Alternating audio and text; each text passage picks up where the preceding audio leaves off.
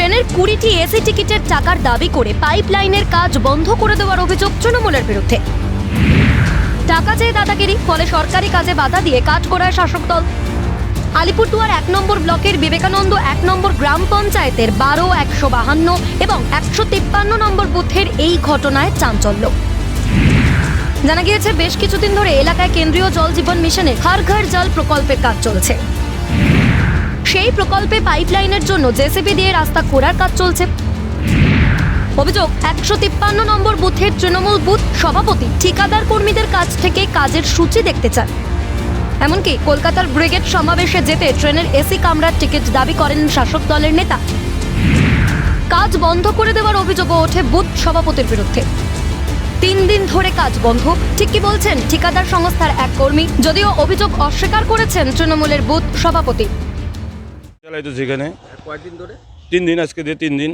কিসের কাজ হচ্ছে? এটা পাইপলাইনের কাজ হচ্ছে, জলের। আচ্ছা, জলের কাজ হচ্ছে পাবলিকের জন্য। হ্যাঁ, পিএসসি অফিস থেকে এটা কাজটা দিয়েছে। হ্যাঁ, কাজটা চলছে রানিং 2 দিন। তবে আজকে বাধামুখী পড়ে গেছি আমরা। এখানে কোন নেতা আসছিল, আইসা বাধা দিল, শিডিউল দেখবে, তমুক দেখবে। হ্যাঁ, এটাই না, আমাকে ফোনে বলছে এটাই, কয় তুমি কাজ বন্ধ করো, শিডিউল দেখবে। হ্যাঁ, অ্যাম্বুলেন্স ঢুকে তমুক করে, এটাই। না, এই ব্যাপারে আমাদের কোনো অভিযোগ নেই। আমরা সাধারণ মানুষ, গ্রামের মানুষ।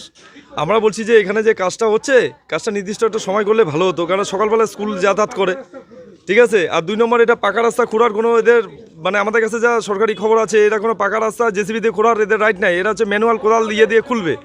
তো এইখানটা যখন ওদের রিপ্রেজেন্টেটিভকে জিজ্ঞাসা করলাম যে এখানে কন্ট্রাক্টর কে আছে, বললো যে কন্ট্রাক্টর দাদা আমরাই। তো বললাম শিডিউলটা দেখাও। তখন এরা বললো যে না, শিডিউল তো আপনাদের দেখানো যাবে না। পরে গ্রামের লোক আরও সবাই আসলো, এসে বললো আপনারা এক কাজ করেন, বিকালের দিকে কাজটা করেন, তাহলে সুবিধা। এই রাস্তাতে অ্যাম্বুলেন্সও যায়, ছোটো ছোটো বাচ্চারা স্কুলে যায়, পেশেন্ট আছে প্রচুর। আমরা নিজেরা দাঁড়িয়ে থেকে কত টোটো পাস করলাম। তাই এরা নাকি এখন আমাদের নামে দুনিয়ার কথা বলছে, সব ভিত্তিহীন, এরা সব মিথ্যা। জানেনই তো এদের সরকার, বিজেপি সরকার টোটালটাই মিথ্যাবাদী সরকার। এই ঘটনার খবর পেয়ে স্থানীয় বিজেপি নেতৃত্ব রুখে দাঁড়ালে উত্তেজনার সৃষ্টি হয়। বিজেপি নেতৃত্বের দাবি, ট্রেনের টিকিট দাবি করে কাজ বন্ধ করে দেওয়া তৃণমূল। আর এই কাজ বন্ধে গ্রামবাসীরা প্রতিবাদ করে কাজ চালুর উদ্যোগ নেয়। হর ঘর জল যে মিশন চলছে কেন্দ্রীয় সরকারের, সেই প্রজেক্ট, সেই আওতায় বাড়ি বাড়ি জল, সেই জলের যে প্রকল্পের কাজ হচ্ছিল, সেখানে শুনতে পেলাম টিএমসির কোনো এক ফুটো মস্তান, নাম নিতে চাই না, সে নাকি এসে 20টা এসি ট্রেনের টিকিট, ওই তারা কি জনগর্জন নাকি সবাই যাবে কলকাতায়, তার জন্য 20টা টিকিট দাবি করেছে। না দেওয়ার কারণে সে কাজ আটকে দিয়েছে।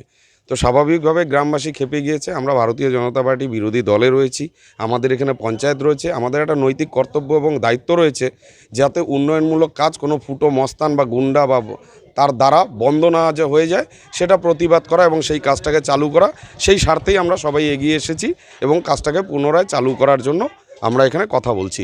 এলাকার লোক পূর্ণ সহযোগিতা করছে, এলাকার মানে গ্রামবাসীরা চাইছে যে কাজটা হোক, ভালো কাজ সেটা হবে, সেখানে কোনো বাধা কেউ মানতে চাইছে না। এটা একদম ন্যাক্কারজনক, নিন্দাজনক ঘটনা। গোটা পশ্চিমবাংলা জুড়ে কাটমানি, তোলাবাজি, একের পর এক মন্ত্রীরা জেলে যাওয়ার পরেও এরা নির্লজ্জ, বেহায়া, দোকান কাটা, এরপরেও এদের শিক্ষাটা হচ্ছে না। এই ঘটনাগুলো সেটা প্রমাণ করে। আলিপুরদুয়ার থেকে বিশ্বজিৎ চক্রবর্তীর রিপোর্ট, ক্যালকাটা নিউজ।